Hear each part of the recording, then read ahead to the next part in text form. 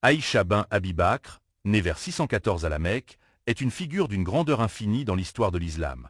Fille d'Abu Bakr, le fidèle compagnon du prophète Muhammad, paix et bénédiction sur lui, et premier calife de l'islam, elle grandit dans une maison baignée d'amour, de foi et de dévotion.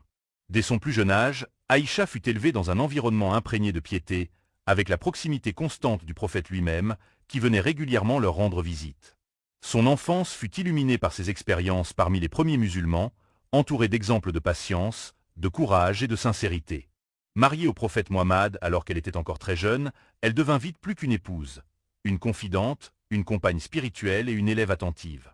Sa vivacité d'esprit, son intelligence brillante et sa mémoire prodigieuse firent d'elle la plus grande transmission vivante des enseignements prophétiques.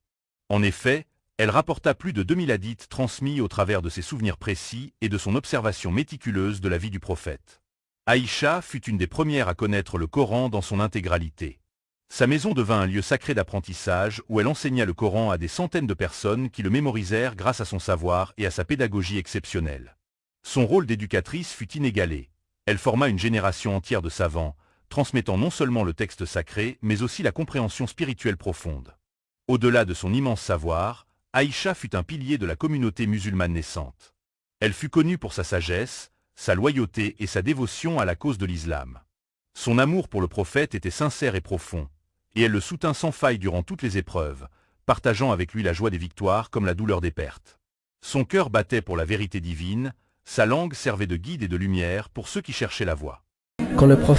Après la mort du prophète, Aïcha consacra sa vie à la préservation et à la diffusion de son héritage.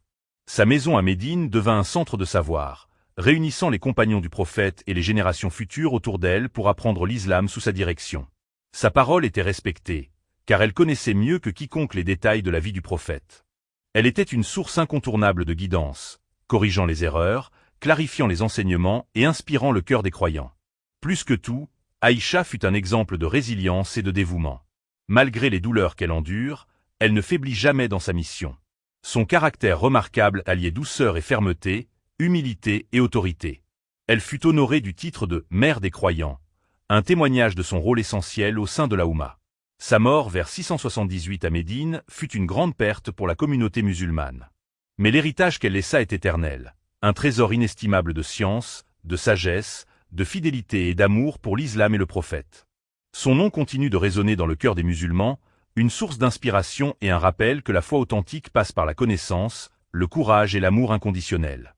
Son récit est une invitation à pleurer d'émotion devant la grandeur d'une femme qui donna tout pour préserver la lumière de l'islam, et à espérer, car grâce à son dévouement, la foi fut transmise, protégée et portée vers les générations futures.